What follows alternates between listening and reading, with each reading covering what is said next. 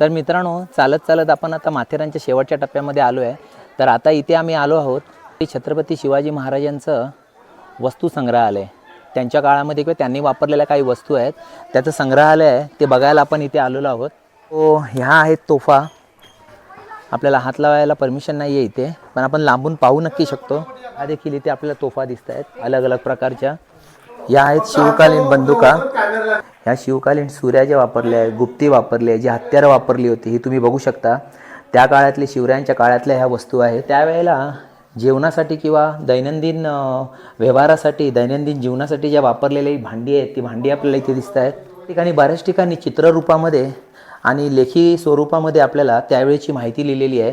सुलतानी क्रूरता कशी होती त्यावेळेला, जिजाई देवीला साकडं घातलं त्यावेळेचं आपल्याला इथे चित्र दाखवलेलं आहे. त्याच्यानंतर शिवजन्म झालं त्याचं इथे चित्र दाखवलेलं आहे. त्याच्यानंतर बाल शिवाजी जे होते, शिवाजी महाराज लहान असताना त्यांनी काय काय पराक्रम केले होते. एखाद्या युद्धाला जाताना छातीवरती, डोक्यावरती, मानेवरती, पायावरती वगैरे वार होऊ नये त्यासाठी आपण जे चिलखत म्हणतो ते चिलखताचे हे प्रकार आहेत. आणि आपण जवळून बघू शकता इथे शिवाजी महाराज जे कपडे वापरायचे, ज्या मोत्याच्या माळा वापरायचे, जे जिरे टोप वापरायचे, त्यांचे जे बूट होते ते वापरायचे, त्याचंही ते आपल्याला ठेवून दाखवलेलं आहे. ह्या अडकीत ते बघा, त्यावेळेला जे पान खायचे, त्यावेळेची जी पिढी होती पान खायची, ते सुपारी फोडण्याचे जे अडकीत ते आहे, ते अडकीत त्यांचे प्रकार बघा किती आपल्याला दिसत आहेत. ते मूर्त्या आहेत, घोडा आहे, मोर आहे, म्हणजे अतिशय विलक्षण आणि अतिशय वेगळ्या पद्धतीचं हे सगळं असं जवळून बघताना फार आनंद होतो आहे. इथे तुम्हाला रांजण दिसेल. त्यावेळेला मडकी वगैरे नव्हती, रांजण वगैरे होते. तर त्या रांजणाचा इथे एक प्रकार आहे. हा देखील एक चिलखताचा प्रकार आहे जो तारेने बनवलेला असतो. वाघनखं आपण जी खूपदा ऐकली आहेत आणि वाचली आहेत, ती वाघनखं तुम्ही इथे बघू शकता. हे बघा इथे वाघनखं आहेत जी हातामध्ये घेऊन एखाद्याचं पोट फाडणं किंवा त्याच्यावरती हल्ला करण्यासारख्या वस्तू या आहेत.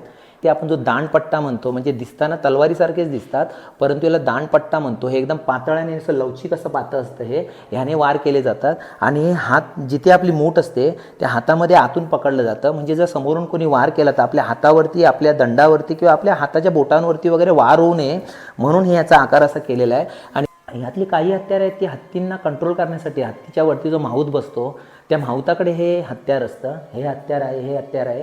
तलवार बघा केवढी मोठी आहे. हे प्रत्यक्षात त्यावेळेला युद्धामध्ये वापरलेली हत्यार आहेत, जे आपल्याला जिथे माथेरानला आल्यानंतर शिवछत्रपती संग्रहालयाच्या माध्यमातून आपल्याला पाहायला मिळतात. तर कधी माथेरानला वगैरे आलात तर नक्की ह्या संग्रहालयाला भेट द्या. जास्त नाही आहे, पर पर्सन 10 रुपये तिकीट आहे फक्त, पण अतिशय सुंदर असं हे ठिकाण आहे. सो माथेरानला आल्यानंतर ह्या ठिकाणी अवश्य भेट द्या. थँक्यू.